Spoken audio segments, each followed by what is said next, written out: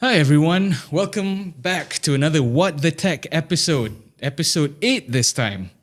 And well, as you can see, Adam's not here because he's getting ready for MWC, which he's flying tonight actually. So in his place is my esteemed colleague, Lehut. Yes. Hi, I'm Lahud. I'm back again. What are we talking about this week? Today, we're going to talk about Apple x Google, iPhone 16e, and Nothing Phone 3a, which is all just fresh from the oven. Oh yeah, definitely really fresh from the oven right now. So, okay, so let's start with the Apple Intelligence one. Okay, so this is interesting because according to the rumors, well, not exactly rumors because it's actually a teardown. Yeah, So it's like a code teardown. So yeah, a code teardown. So it's gonna happen soon. So basically, Apple Intelligence will see an integration of Gemini into its systems. Basically, same like how they're doing it with ChatGPT. So whereby you can use ChatGPT directly using Siri. So let's say you want to go find some kind of restaurant or whatever for like dinner or whatnot.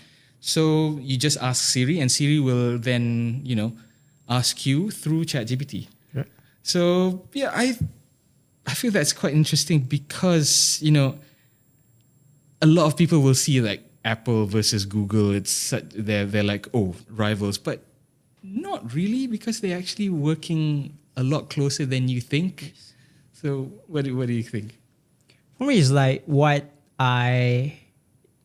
I'm excited about is we know Gemini is not just like your assistant. It's more as like your really smart integration. You know how in Samsung with your Gemini you can just like ask the Gemini to integrate your schedule. You can say to this is my schedule, and you can plan ahead your driving and all that. I think that kind of integration from Gemini that would benefit Apple's a lot. Yeah. For me, it's like ChatGPT is nice, but the thing it can do still quite limited.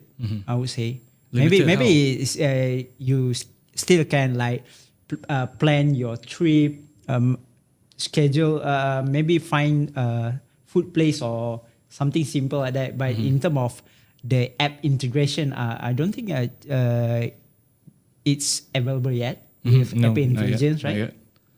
It's because it's not officially out yet, considering that it's just is people just discovered the code. That's just it. the code. Yes. Just the code. So nothing concrete yet. There's no announcement from either parties. So I don't use Gemini in that sense a lot. I know some people who actually use Gemini for their scheduling and whatnot. Hey Gemini, please. Hey Google, please help schedule this and that. I use it mainly for work, honestly, because I write. I am the tech writer here in Lobo TV, so I use Gemini a lot in terms of like grammar checks, and spelling mistakes and whatnot. And I think I've mentioned this in previous episodes as well, that I actually use it for like suggestions on where to go and whatnot. Like I actually do like ask either ChatGPT or Gemini, like, okay, I'm living here, blah blah blah, in Kalanjaya, blah blah blah. I want to go out to eat. What's a good place to eat? Those kind of places. And Adam was quite interested to know that I actually use those kind of things. And I feel that it's very useful, especially if it's directly integrated with Siri. Then because I feel that like you said, Gemini is a lot advanced in that particular sense compared to ChatGPT or even Apple Intelligence. Yes. So For me, it's like I love this AI assistance or whatever you call it. I love this kind of assistance to schedule my time. Maybe it's like when you got a message from your friends,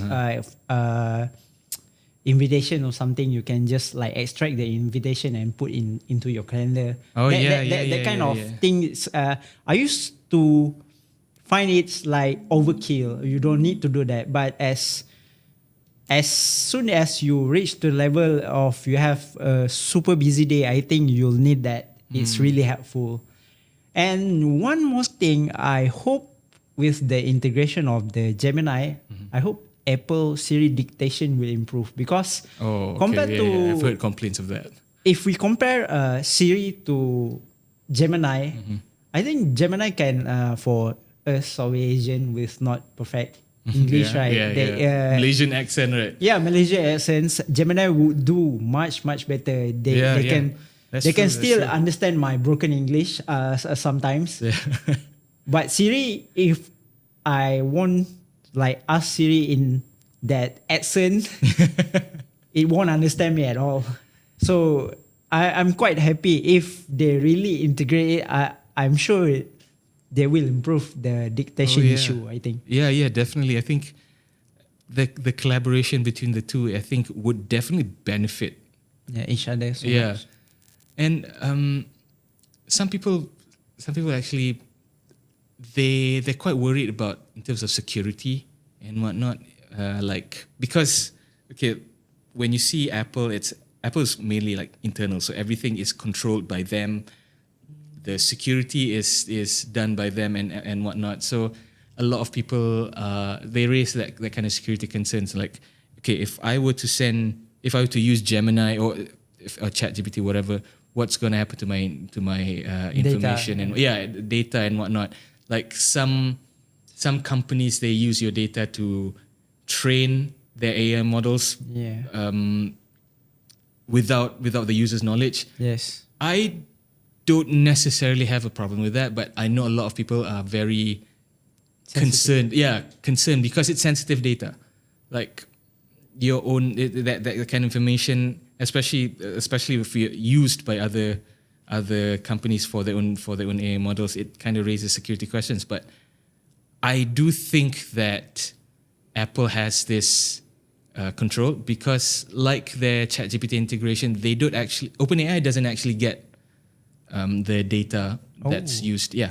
So basically, it's not done internally, but they don't store it. OpenAI don't store it, and Apple assures that those who use ChatGPT, their information will not be used to train ChatGPT. So I am very sure that that's going to happen with Gemini's integration, if or when it happens. So for me, I'm not that concerned. What about you? Do you think that kind of security concern is a big issue for you? For me, it's like, as for me myself, if it's gonna improve the AI for the better, I don't mind the use. Actually, but yes. but I get the security concern. But knowing them as a big corporation, I think they would handle this matter more professionally. So they would know best. Yeah. So I think this kind of issue it's not the time yet for us to like concern about that. Yeah. Make it happen first, then that will come later. Yeah. Because for me, I feel that because the data I provide isn't like super sensitive data, like I don't give them my phone number, I don't give them my bank account number, I don't give them my IC number. So if it's just simple data like where should I eat, or hey ChatGPT, improve my article grammar or whatnot, I don't really care if they use it for to train AI or whatever, because for me it's the world is already very tiring. So for me to think about that kind of data security and whatnot, I don't know. For me, I just like let bygones be bygones. You want to use my data, fine, sure, whatever. Yes, correct. For me, it's like it's okay. They know they It's will okay. know. They know how to handle this better. Yeah. No risk. we just use it because I think for the longest time we're using ChatGPT and all, we don't have this kind of security issue. Yeah. I think so. Yeah, I mean, sure, okay, yeah, it is a concern, but should you be concerned all that much? that is for me. That's a question, but that's a question for another Yes. topic. You know, Yes. because that one, if you start going through that, it's like a huge, deeper rabbit hole, and Yes. I'm not. Yes. I'm not about to go through that, man. Yes. We are not security experts. Yeah, on it, exactly. I already leave to the security experts talk about this. Exactly. I mean, I'm not the president. Yes. Like, we're not the prime minister or whatnot. So, you know, unless they look through my browser history, then maybe. Anyway, let's not talk about my browser history. Speaking of Apple, you want to talk about you want to talk more about the iPhone 16e because we actually have it in the office. Yeah, we just recently Yeah. do an unboxing reels. You can check on our YouTube or Adam Instagram page. Yeah. Yeah, What are your first impressions? for me it's like it actually reminds me of of course the iPhone XT, right? And Yeah. back then in iPhone 7 and 8 small phones, but this time instead of coming with really small screen with the Touch ID, remember last time the iPhone SE, the red SE4. color we have is SE3, sorry. yes, it's quite small and curvy on the side, right? Yes, But this time it comes like totally close to iPhone 16 design. It's just like the back, you just have one small lens. Yeah. That's all, 48 megapixel, right? Yeah. For me, it's like it feels solid. The last time iPhone SE, it feels light and I would say quite cheap build. But this time it feels more premium. More robust, right? More robust, and the side frame feels more solid. You know, it feels like I'm not sure. I think it's just steel, but still, overall, from the front you won't tell the difference. Yeah.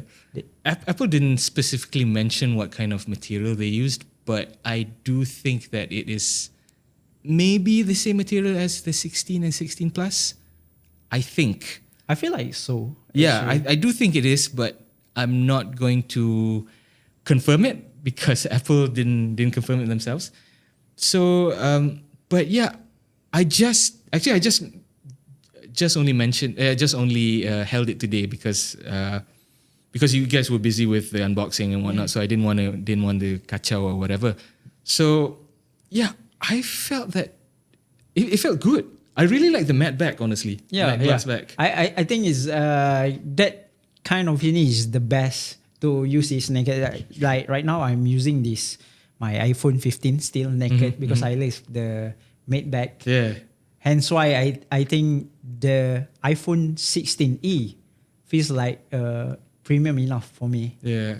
If I didn't use this phone, I would rather use that one also because at the end of the day, I'm using it for works only, right? Yeah. I mean, would you consider the 16e to be mid-range, or would you consider it to be a lower tier flagship? Because in terms of specs, it's actually quite powerful, honestly. Yes. It's still using the A18 chip, but from what I know, the A18 chip is some sort of nerf because it lost cores, right? Yes. But still in their I would say what's the promo pitch? What do you say? Yeah, one page or something like that. Yeah. They say it's like 70% faster than iPhone 11, right? But 11, but it does make sense from people from that age to upgrade, right? And don't want to blow a hole in their pocket. Yeah. Below 3,000 is just nice. You get a good chipset. You have a decent camera, I think, 48 megapixels. Apple OLED HDR display, still nice. So I think it's for me it's quite like I would say what is it, lower flagship of some things. Calling it mid-range doesn't sit with me, I think. Yeah, I understand, and I agree. I don't think it's fair to call it a mid-range. Yeah, sure, it is significantly less powerful than the mainline 16 series, but when you consider the specs that they put in, I would say that it would definitely trump over like your typical mid-rangers, the ones with the Snapdragon 7s, or even if, let's say, you're using an older Snapdragon 8 chip. And even though the A18 is a binned chip with 4 GPU cores compared to the 5 GPU cores of the mainline A18, it's still a significantly powerful chip, man, because the A18 can run AAA games. No problem. So I don't foresee any issues, any major issues of like 16E running like the Resident Evil games that they were heavily promoting last time.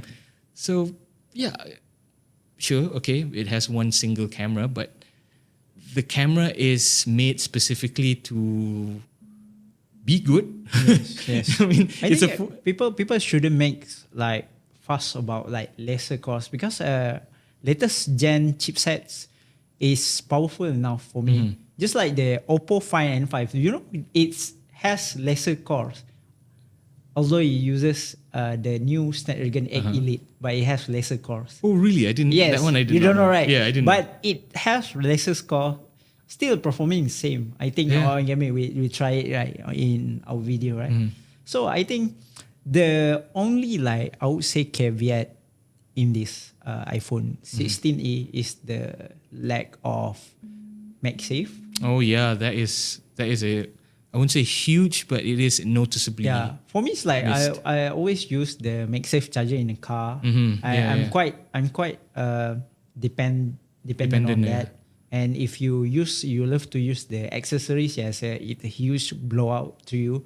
But if you don't really care, I think it won't like affect you much. Yeah, you can always buy a MagSafe case to attach. Exactly. So it's a small issue actually. Yeah, I mentioned that to Adam as well, because even though it lacks native MagSafe support, you could always get cases with the MagSafe magnets in it. Yeah, sure, it's an extra step for you to get MagSafe, but I mean, it is a solution, and it's not something that it's not the most ideal solution, but it is a solution nonetheless. Yeah. So I think that, okay, yes, MagSafe is a missed feature in the 16E, but it is fixable. Yeah. So, but Adam said that he doesn't like to use cases. So I think for people like that, it is an issue. Yeah. The other one I think I've read about it lacks some sort of precision sensor. Is it? Yeah. If you're using AirTag or something like that, it's like lessen the precision. It's not as finds your attacks, right? Yeah, it's not as accurate as you would find on mainline iPhone. But that also, I think, because it's such a specific, like, I wouldn't say niche, but because it's such a specific feature, I feel that it's not that big a deal, especially for those who really want an iPhone but don't want to or can't afford to spend on the mainline iPhones. So but okay, talking about just going back to the iPhone 16e's camera, what do you think of the camera? Because I feel that because it's a single camera, do you think that you're actually losing out a bit on like camera quality, picture quality, whatever? For me, it's like you don't miss out much on the camera, because it's still 48 megapixel. If you see their sample photos, I haven't have the chance to use it yet, but from what Adam caught in the camera, I think it's pretty decent. If you just like want to take some OTDs, not those OTDs. like not those like I would say super macro enthusiast, super telephoto kind of thing. Some people just like to take street photos, super zoom, right? Those mobile photographers. Yeah, mobile photographers. If you just like a casual user, you just want to use iPhone that's up to date, never lags, Yeah. play some games. I think it's a perfect phone without banging your wallet. I guess. A lot of people ask me, it's like, is this suitable for you? Uh-huh. Mhm. Is this worth it? Yeah. Worth the money? For me, it's like it's up to you. Yeah. How Okay. how yeah, how okay. how will you spend your money? Yeah. If you ask me, yes, because I rather buying is like 5,000 phone. I rather buy 3,000, 2,000. I spend on maybe in my hobby buying Yeah. something else. It's all about you, how much you willing to spend, Exactly. and it's for the value for money is there. Exactly. I mean, if and another thing is if you're someone who just want to use WhatsApp calls, play some games and call it a day, Yeah. listening some music, I think the phone is good enough. for Yeah, you. I mean, at the end of the day, you're still getting an iPhone experience. Yes, you're still getting iPhone experience. You're still getting the same iOS software. You're still getting Apple Intelligence. Yes, yes. Yeah, Apple you're still Intelligence, getting Memoji. Memoji, the visual intelligence as yes. well. I think There's- Apple Playground is that. is it? Oh, I don't know. Apple Playground also is because it's A18, right? Oh, yes, that, correct. It still have those fancy features, so I think it's good enough. Yeah, exactly. And like you said, it's great for casual users. Yes. Like even though it's a single lens, you're not getting MagSafe. You know, there's a lot of things that you're not getting with the main. We're not saying not a lot. I mean, like there's a few things missing from this phone compared to the mainline. You're still getting an iPhone. Yeah. You're still getting an iPhone. You're still getting the same support, same software, whatever, yada yada yada. So, but one thing is you got to be prepared to jump into the ecosystem, lah. Yeah. Especially if you want to start working and whatnot. So yeah, but yeah, I'm looking forward to the in-depth review of the iPhone 16e, and that video is coming soon. And yeah, so look forward to that. But okay, moving on to another phone, the Nothing Phone 3A Yes. and 3A Pro actually. So, what do you think of the design? The design is for the Pro. I think it's quite refreshing. Something new. I thought they couldn't. Yeah. Can you scroll up a bit? I thought they couldn't like. I would say.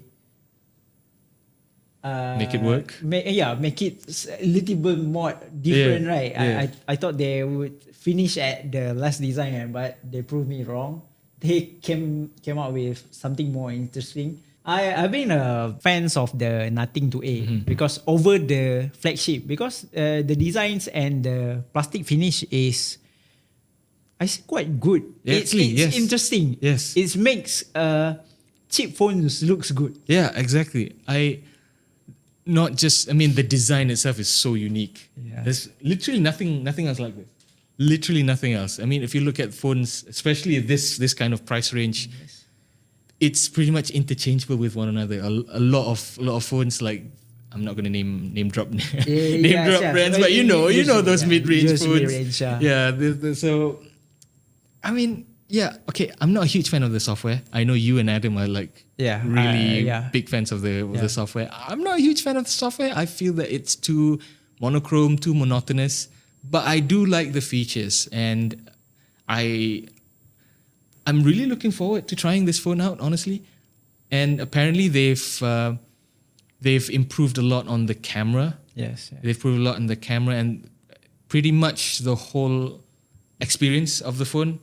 So yeah, I don't have first-hand experience with the phone yet. I hope so, sometime in the future when Nothing comes to us, or maybe Adam goes to Nothing. I don't know. Yeah. Maybe. For me, it's like the last time we're reviewing the Nothing 2A. It was quite good on day release. Yes. And knowing Nothing, they always have frequent software update on the camera. That's why how they improve. Just like the CMF Phone 1. On release day, the camera sucks. Really? Yeah, the camera sucks. But after like 1 or 2 updates, it's improving. I would Okay. say. That's why I have like respect to them. They give software updates frequently, and yeah, like just like you say, I love the OS, the skins a lot because it's so simple and it's like different.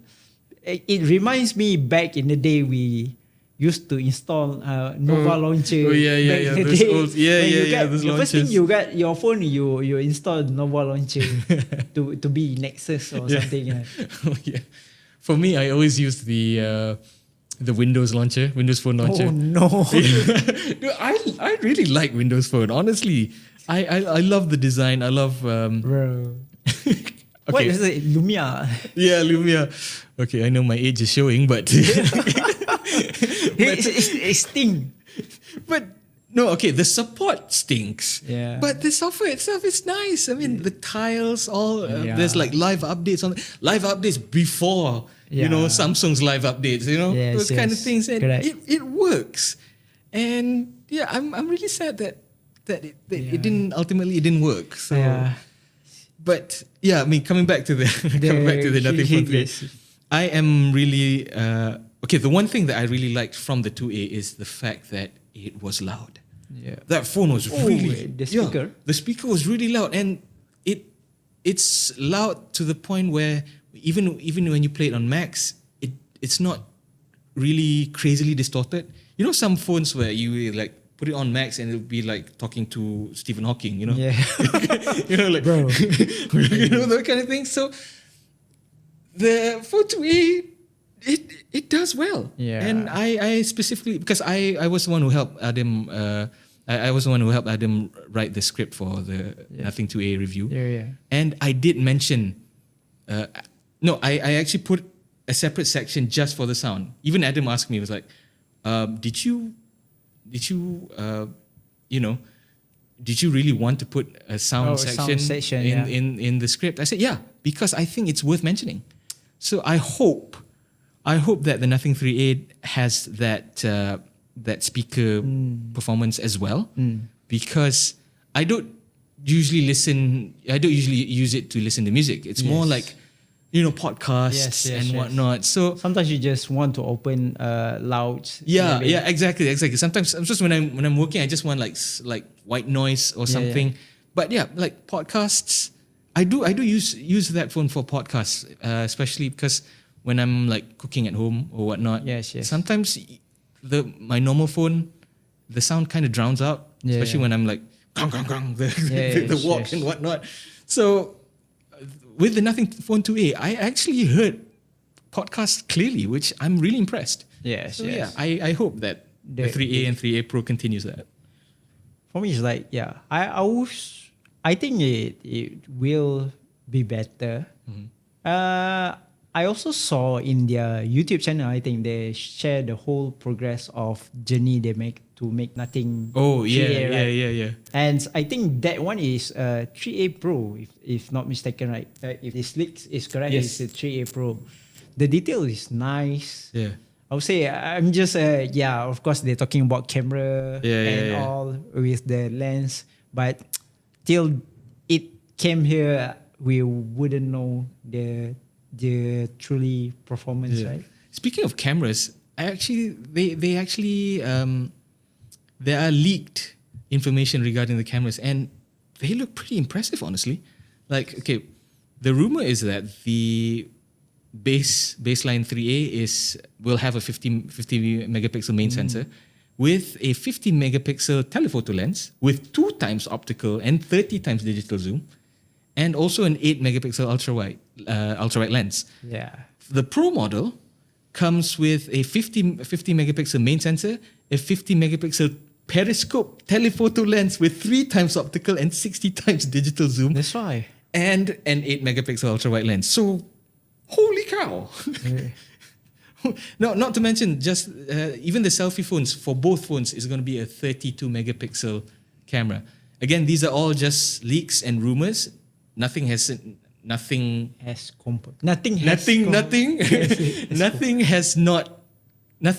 confirmed anything yet. Wait, nothing hasn't confirmed nothing yet. Yes.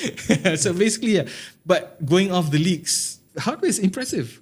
For me, it's like I think this is like how they fill in the gaps between their flagship, I guess. Because for 2A last year is like around 1399, and the flagship is like 2000 something, right? They need to fill the gap on the 18 something. Yeah. I would assume this one would cost you like 1999 or 1899 on the Pro. But if the rumors were true, the leaks were true about the periscope, that is huge thing for a mid-range, not even flagship. I would say, for me, it's like it's always the mid-range that excites me, because lots of people can afford mid-range more than flagship, because you already know flagship is confirmed to be a powerful device, at least. So seeing this mid-range get this kind of boost is a good thing. And I feel that with mid-range devices, manufacturers can experiment a bit in terms of like what's good and what's not. I think that flagships, the margins are too low, so that they can't really afford to play around with certain features, which is why some people are complaining that flagships nowadays are getting more and more boring, even though it's getting more and more powerful, more and more advanced, but at the same time it's getting a bit boring and stale, which I understand, because I mean, at this point a lot of flagships are like checking the boxes. Powerful camera, powerful chipset, big battery, good screen, exactly, a comfortable hold or whatever. And I do understand that some people are saying that it's getting boring and stale.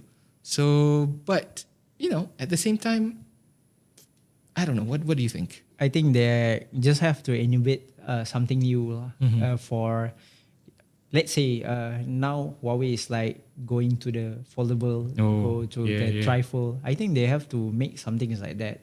Maybe this is just my wild guess. Maybe they bring back physical keyboard or something.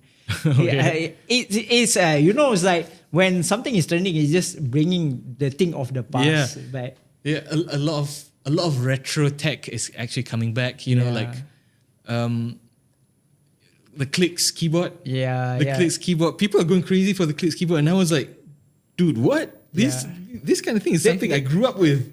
Do you remember those modular camera back in the days? Where you maybe one day this manufacturer grown tired. It's like, why don't we make lens that you can buy separately? Maybe can cut cost to make hype or something. Maybe, I mean, it could happen, I guess. Maybe some company will come. Let's like, you remember the Essential phone? Yeah.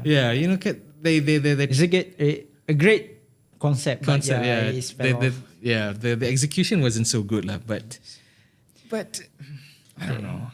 Okay, back to the nothing 3A. I think from what we know, it's expected to ship with Snapdragon 7S Gen 3. 7S Gen 3. Pretty decent, good. Pretty good. It's not just decent. I think it's pretty good. It does punch above its weight a lot. I think the only, I would say, downside, we're not sure this is true or not. It came with like full HD LTPS AMOLED. Ooh, that would be good. And 120 hertz refresh rate. Yeah, I mean, it can work. I mean, screens are getting.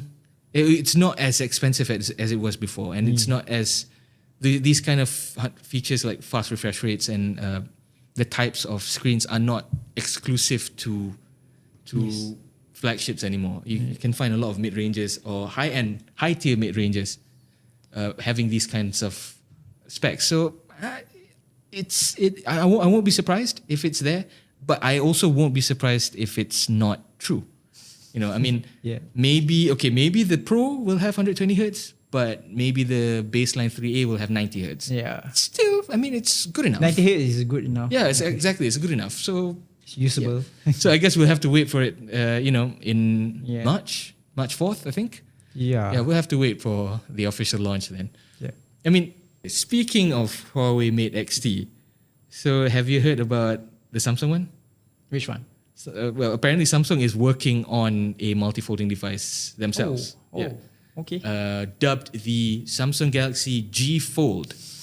So there's no So okay, does it fall inside? yeah. It's according to the rumors. Yes, that's Oh. how it's gonna be. It's not gonna be like a zigzag like how Huawei does it. I see. So it's gonna be a closed thing, and I actually prefer it to be like that because then the screen you minimize contact of the screen with the outside. Oh. So, but yeah, okay. This is not the phone itself. This is a concept. I think from 2019. I think if I'm not wrong, called the Flex G. So it's basically this is a precursor to the Galaxy Z Fold. Okay. So basically, yeah. So you say it's like you love when it's curved inside, right? Yeah. But for me, it's like the Huawei Trifold have the optimal double folds. Also, although it's called trifold, but it's actually still double fold. Yeah, it's just a But I double think fold, foldings like Z is quite the optimal way, because if you curve to inside, doesn't one of the side will have a big crease? Exactly. That's what I'm trying. That's what I'm interested in knowing how they're going to do it. Oh. Because not just that, but how would it affect the thickness of the phone? Yeah, Because that's true. As of right now, the Mate XT is, I wouldn't say a lot thinner than the Z Fold, but it is thinner. Actually, it looks almost the same for a three trifold. Yeah, exactly. Yeah. For like a double folding, double one. Yes, two. it is it's double big, fold. yeah, Technically, it's double. yeah, Although it's called trifold, yeah, it's a double trifold. fold. Yeah, but yeah. So basically, I mean, for the amount of screen that the Huawei has compared to the Samsung, it's still slightly thinner than the Z Fold, which is really impressive, honestly. And I am very interested to know how Samsung is going to tackle that with their multifold. But yeah, I mean, like when this one's coming out, when it's coming out, we don't know. But apparently the development is going to start in sometime in April. Oh, So we'll have to see. Maybe it's coming out next year. Maybe it's coming out the year after. Maybe it's coming out the year after that, or maybe it's not coming out at all. So yeah, it still is like up in the air. yeah, exactly, up in the air. I was just thinking that. For me, it's like Samsung will take their time. Yeah, because this kind of thing is, if done wrong. Oh it will be like the first Z Fold. Yeah. Remember? It will be a huge backlash with like multiple QC issues. But honestly, I am quite excited because it's been quite a while to see Samsung working on something new. Yeah, correct. And we've been stagnant for a few years. Exactly. That is the best word to describe Samsung right now. They've been stagnant. They're good, but they've been stagnant. Yes. So yeah, let's hope that they're working on something new and something good. Okay. So that's all the whole topics of today. So now we move on to the community question, which I asked. Well, actually, Adam asked in the previous What the Tech episode. So I used that to put as our community question. So I asked, as mentioned in our previous What the Tech podcast, what's a good price that you would spend on a phone? Tell us in the comments below. So I gave like 4 different choices. So it's either 1,000 ringgit to 2,000 ringgit, or 2,000 ringgit to 3,000 ringgit, or 3,000 ringgit to 5,000 ringgit, or above 5,000. And apparently a lot of people prefer spending just in between 1,000 to 2,000, which I think is fine. But I think nowadays, the sweet spot is still 2 to 3K. 3,000, yes. Yeah, because I feel that the gap between a flagship, not flagship, 2 to 3K is not a flagship price range. I feel that it's a high end mid tier, high end mid range phone. Yes. So if you were to spend from 2K to 3K, I think that's a good sweet spot. For me, it's like I have to sit with those majorities in Malaysia because I don't like to be in my own bubble. Yeah. It is true. Most of Malaysians can afford 1 to 2,000 because that is the sweet spot for someone to spend. Yeah. Is for me. I wouldn't say I'm that's like rich and but I still feels like 1 to 2,000 is just the sweet spot. If you're a power user, you're using your phones a lot. Yeah. It's like maybe to catch videos, make contents, because there's a lot of business owner, a live host or something. Yes, you might want to spend a little bit more on your phones. Yeah. But if you just like me, just use it for WhatsApp, take some photos to send reports, ways, listening some music in a train, then yes, I would say 1 to 1,000 is good enough for you. There's a lot of mid-range, that's flagship level, entry flagship level is among that range. But if you, like you said, power users, and I think people who want to play games, they might have to spend a bit more to fully utilize the phone for gaming. So, but yeah, let's move on to the community answers. This one is quite interesting because it's 2-in-1. Basically, it's a comment and a reply to the comment. So, Coffee Cake, at Coffee Cake, said that if someone's still willing to spend 3K to 5K, our generation is cooked, lol. which is true. I mean, for me, it's like we all have our own hobbies. I mean, like you do you have your money, you do you. If you feels like is your thing, you love phones so much, you use it every day, hardcore gamers or professional gamers, something, then be my guest. Just spend your money. But if you ask me and Syed, who have like other hobbies like Gundams or something, we would spend a racks. Oh man. No, you definitely won't spend 3 to 5K. Don't lie. You can say this to other people because you're spending this kind of money on other things. Correct? That's correct. At the end of the day, we're just the same. Yeah, man. I mean, I am actually gonna watch the new Gundam GQX movie later. I think it's premiering today, right? Yeah, tonight. I'm going tonight before Puasa. No. Yeah. So I'm going to settle all my movies before Puasa. Yeah. But anyway, back to the comment. So someone commented, someone replied to Coffee Cake, and he's called @Kimochi. So he said, exactly, better spend the money elsewhere than just a gadget. Again, brings back to your comment. I mean, like if you have other hobbies like me, I collect Gundam, I collect Transformers figures, and other things. So yeah, I don't have that much to spend on a single phone. Yeah. So if I were to get a new phone, I would really research on how it's going to benefit, how it's going to suit my needs on whatever I want to do. Because I don't just use the phone for WhatsApp and whatnot. I do actually play some games, but not intense games. So yeah, I think my needs would be not as high. Yeah. But yeah, thank you Coffee Cake and thank you Kimochi for your great comments. So we'll be looking forward to more comments next week when we post more community questions. Yeah. So moving on to video releases this week.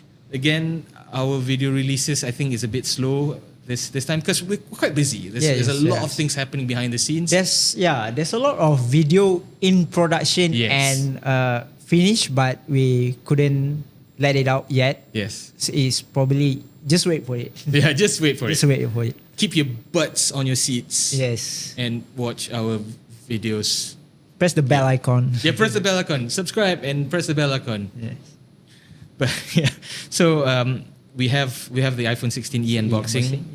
That just came out I think yesterday. Was it? Yes. It's available now. You can watch it now on our Facebook page, on our Instagram page, as well as our YouTube Shorts. Yes. We will have Samsung Galaxy 2025 in-depth camera review soon for you. I would say the review covers like A to Z, everything you need to know about the camera. Sorry about the audio. I mean, it's suddenly started raining like really heavily. Yes. So yeah, you might hear a lot of rain in the background. So we apologize again. So Yeah. anyway, that's it for What the Tech this week. Yes. Stay tuned for another new episode of What the Tech next week, and it will be still me and the Hood because Yes. Adam will be busy with MWC next Yes. week. So goodbye. See you next week.